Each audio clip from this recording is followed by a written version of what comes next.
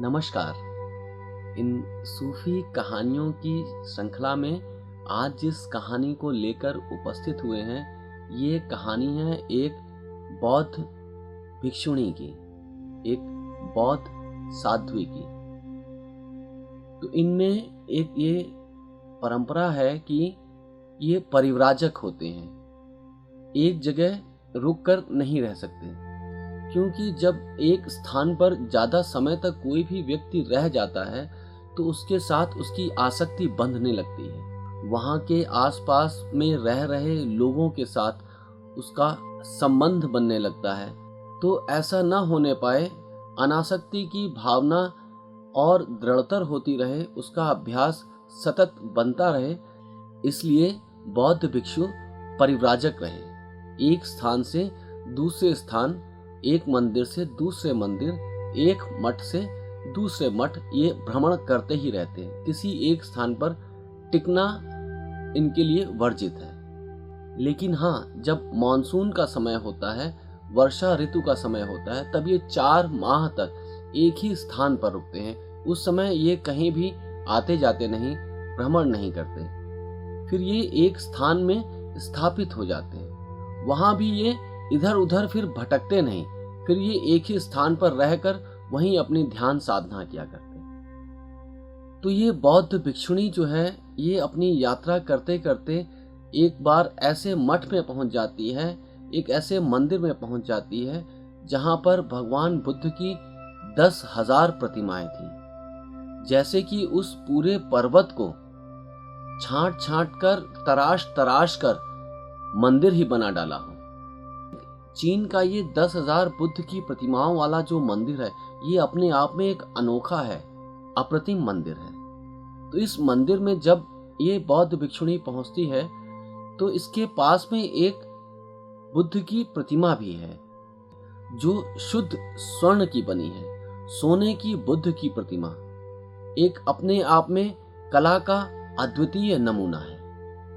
बहुत सुंदर है वो मूर्ति, और चूंकि वो स्वर्ण की है, सोने की प्रतिमा अपने आप में एक अलौकिक आभा बिखेरती लगती है। इस बौद्ध भिक्षुणी को वह अपनी बुद्ध की प्रतिमा बहुत प्रिय है। जहां भी जाती वह अपने साथ में उसे लेके आती और प्रातः काल नित्य प्रति उसकी सेवा अर्चना करती, पूजा वंदन करती। तो अब जब वो इस 10,000 बौद्ध प्रतिमाओं वाले मंदिर में जब आ जाती है और प्रातः काल अपने स्वर्ण के बुद्ध की जब पूजा अर्चना के लिए बैठती है, तो स्नान कराती है, पुष्प चढ़ाती है, नैवेद्य चढ़ाती है। लेकिन जब वो धूप जलाती है, अगरबत्ती जलाती है, तो उसका धुआं इधर उधर उड़ने लगता है। अब हवा पर तो कोई प्रतिबंध लगाया नहीं जा सकता, और चूंकि वहां पर 10,000 बुद्ध की प्रतिमाएं थीं, तो इस बौद्ध भिक्षुणी को लगता है कि मैं जो अगरबत्ती या धूप जला रही हूँ, इसकी खुशबू मेरे सोने के बुद्ध तक तो नहीं पहुंच रही, और ये जो दूसरे यूं ही खुले आसमान के नीचे बैठे, इनको वो खुशबू मिल जा रही है। तो इससे उसे बहुत तकलीफ होती है। देखिए कैसे हम लोग ईश्वर की मान्यताओं के ऊपर भी अपना आधिपत्य जमाने का प्रयास करने लगते हैं। बुद्ध ही हैं। एक ही व्यक्ति की ये 10,000 मूर्तियां हैं, और साथ में ये सोने की मूर्ति भी उसी व्यक्ति की है। लेकिन जब हम मालिकाना हक जताने लगते हैं, तब हम सिर्फ अपना देखते हैं। तब हम इस तथ्य को चूक जाते हैं कि जो भी कुछ है वो सब उसी का है। हम सिर्फ मैं, मेरा और मुझसे संबंधित जो भी कुछ है उस पर मालिकाना हक जताने लगते हैं, दूसरों से अलग करने लगते हैं, परमात्मा से तक हम अलग कर लेते हैं। तो इस बौद्ध भिक्षुणी को बड़ी तकलीफ हो रही होती है कि ये अगरबत्ती जलाती है, लेकिन उसकी खुशबू इसके सोने के बुद्ध तक तो ना पहुंचकर कहीं और हवा से उड़ते हुए ये जो पत्थर के बुद्ध बैठे हुए हैं, इनको मिल रही है। अब ये क्या करें, ये परेशान रहने लगती है। तभी एक दिन इसे अचानक एक विचार आता है। ये जाती है, झुरमुट से एक बांस की डंडी तोड़ के लेके आती है। उस बांस की पोंगरी को दोनों तरफ से काटकर एक पोला बांसुरी की तरह खोल बना लेती है। फिर एक तरफ वह अगरबत्ती धूप जलाती है और उस बांस की पोंगरी को वहां बीच में रख देती है, जिसके एक सिरे पर तो अगरबत्ती का धुआं और दूसरे सिरे को वह अपने सोने के बुद्ध की प्रतिमा की नाक के पास लगा देती है।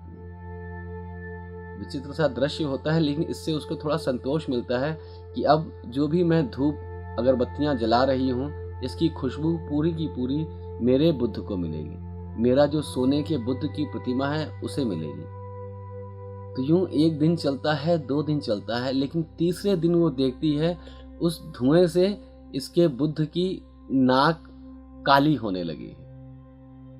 अब जब देखती है कि सोने के बुद्ध की नाक काली होने लगी है तो ये और परेशान हो जाती है। उसको रगड़ के साफ करने की कोशिश करती है, लेकिन वो धुआं चिपक जाता है। अब ये और परेशान हो जाती है, सोचती है क्या करूं क्या ना करूं।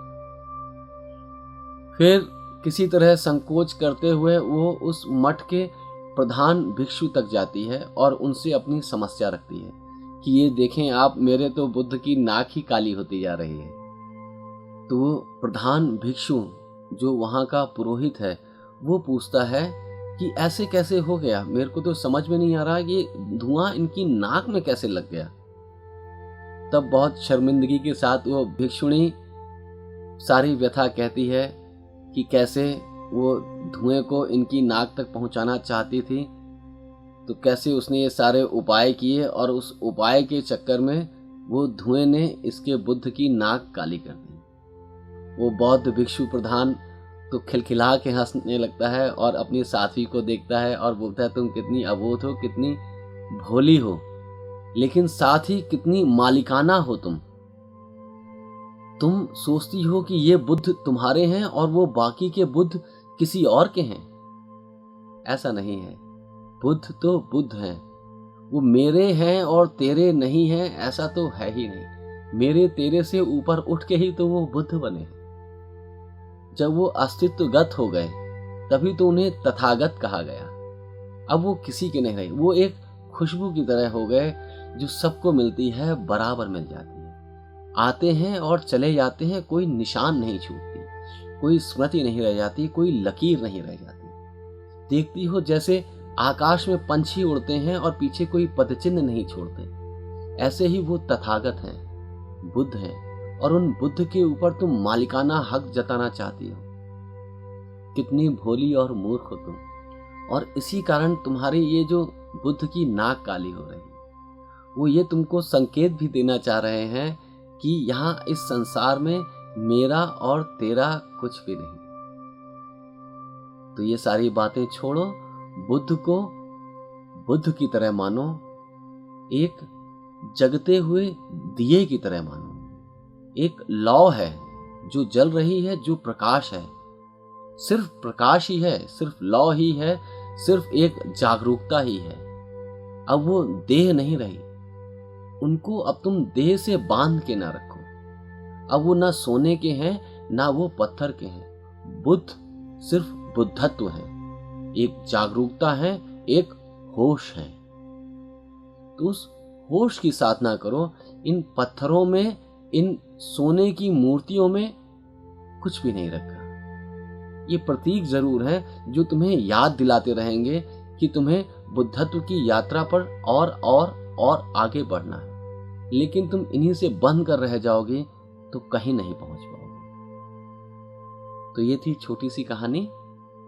तो देखिए, हम लोग भी कितना मालिकाना हक जताने लगते हैं अपने मंदिरों पर, अपनी मस्जिदों पर, अपने गिरजों पर, लेकिन हम ये भूल जाते हैं कि हम कहने को तो कहते हैं कि ये भगवान के घर हैं, लेकिन इन पर तख्ती हम अपनी ही लगा देते हैं, अपना हक जताने लगते हैं कि ये मेरा मंदिर है।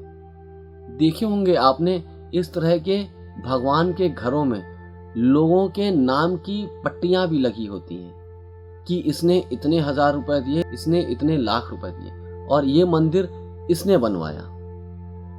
तो इसने बनवाया तो मतलब वो कहना चाहता है कि वो भगवान से बड़ा हुआ, जायदाद ये उसकी हुई।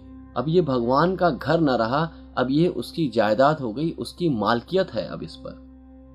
और वो चाहे तो आपको मना कर सकता है कि नहीं, आप यहाँ नहीं आ सकते। हमने देखे हैं खुद भी कई ऐसे भगवान के घर जहाँ पर आपको जाने से रोक दिया जाता है, जहाँ पर कुछ उनकी अपनी शर्तें होती हैं कि इन शर्तों को आप मानोगे तो ही भगवान के मंदिर में प्रवेश कर सकते हो, अन्यथा आप अंदर नहीं आ सकते। तो देखिए कैसा मजाक है ये।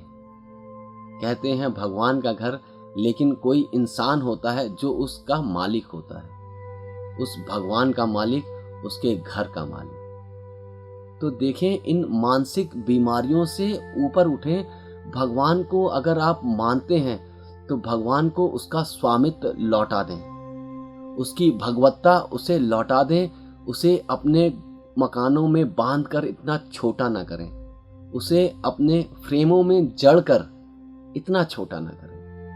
पूरा अस्तित्व उसी में घिरा है, इसीलिए उसे ब्रह्म कहा गया, अर्थात कि वो विस्तारित होता विस्तार है, कहीं वो रुक नहीं रहा, विस्तार होता ही जा रहा है, विस्तीर्ण होता ही जा रहा है, फैलता जा रहा है। और इस फैलते अस्तित्व को क्या हम और आप किसी सीमा में बांध सकते हैं? क्या उस पर मालिकाना हक जता सकते हैं? नहीं, बहुत छोटी बुद्धि की बातें हैं। तो इनसे ऊपर उठें और परमात्मा को अस्तित्वगत समझें।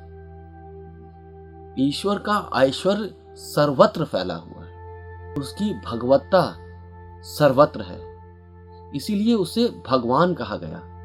उसमें उत्पत्ति करने की क्षमता है, उस क्षमता को हमने भगवान कहा। और जो ये क्षमतावान है उसे हम और आप बांध सकते हैं?